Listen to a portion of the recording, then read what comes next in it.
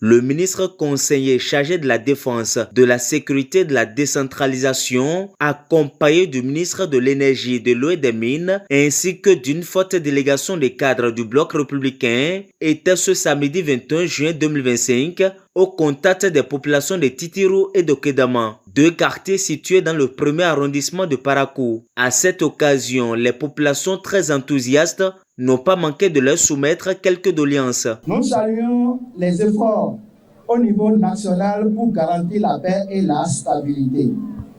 Mais nous souhaitons également porter à votre attention certains défis sécuritaires. Nos populations sont très souvent victimes des cas de braquage et surtout dans les zones non électrifiées. Le pont principal reliant le quartier Titirou à Okedama, communément appelé pont Rachidi Badamassi, car c'est vous qui l'avez réalisé au moment où vous étiez le maire tout puissant de la ville de Parakou. Vu l'état dégradant de cette voie, ce pont a finalement cédé. Nous, femmes de Titirou et Okedama, nous implorons la main de tous les ministres et les autorités de nous aider à avoir de l'eau, de l'énergie, les voies et le marché comme les autres communes l'ont eu. Au-delà des promesses, les autorités ont pris des engagements fermes pour apporter des solutions concrètes dans un bref délai. Je viens d'honorer mes engagements. J'ai promis à le ministre. Et le ministre va vous parler en tant que expert. Parce que moi, en tant que ministre, conseiller, je suis dans la stratégie. Et mon rôle, c'est de venir faire le constat et de remonter l'information. Le cri de cœur de nos populations pour avoir de l'eau et de l'électricité est entendu. Vous me connaissez. Monsieur le ministre conseiller, je ne promets jamais ce que je ne peux pas réaliser.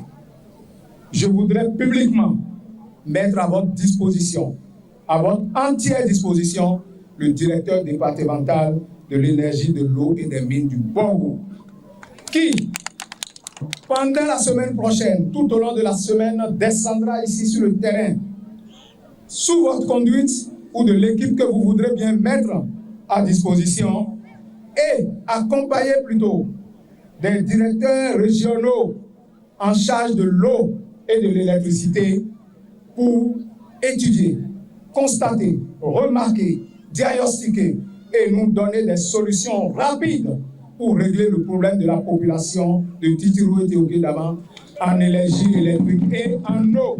Les mêmes promesses ont été faites aux populations de Koroborou qui ont également reçu la visite des autorités après celle de Titirou et de Kedama. Tout en réaffirmant leur soutien aux actions du gouvernement, les populations de Koroborou n'ont pas manqué de saluer la générosité du ministre conseiller Rachidi Badamassi qui a fait parler son cœur en procédant à la réhabilitation de l'école primaire publique de la localité, décoiffée par un vent violent. La dernière fois, quand le ministre est passé, il a constaté que notre école était décoiffée par le vent. Il a promis réparer.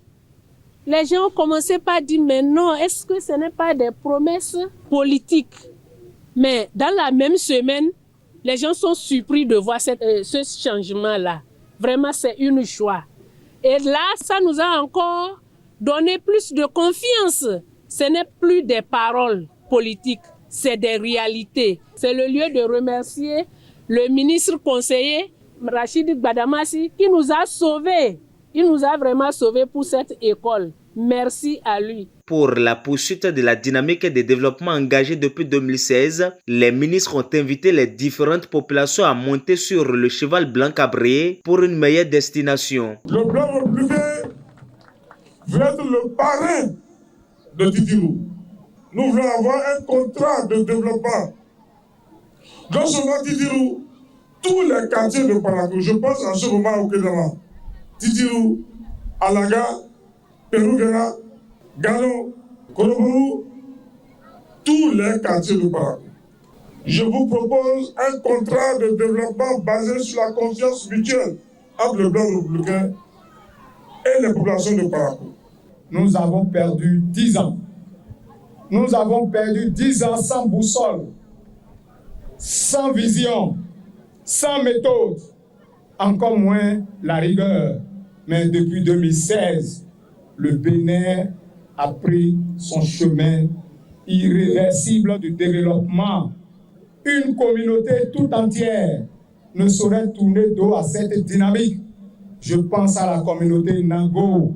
Je voudrais vous inviter à une prise de conscience collective pour que nous sortions cette communauté de sa léthargie dans laquelle on nous a plongé de 2006 à 2016. C'est terminé. Nous devrions participer désormais à cette dynamique qui, pour moi, ne peut s'arrêter en 2026. À cette même occasion, le ministre conseiller Rachidi Gbadamassi a attiré l'attention des populations sur les vendeurs d'illusions. Nous ne sommes pas là pour dire, pour amuser la galerie, en demandant les salaires du président de la République, en demandant les salaires des députés. C'est parce qu'ils sont en chômage politique, ils sont à court d'arguments politiques. Ils ont désacralisé la fonction parlementaire. C'est de l'inculture parlementaire. Au moins, le peuple béninois a besoin d'un route. C'est à ce moment que certains députés amusent la galerie en posant des questions inutiles, des questions qui n'ont rien à voir avec l'intérêt national. Le contrat social et de développement est donc désormais signé entre les populations de ces différents quartiers de Parakou et le bloc républicain grâce au dynamisme du ministre conseiller chargé de la Défense, de la Sécurité et de la Décentralisation.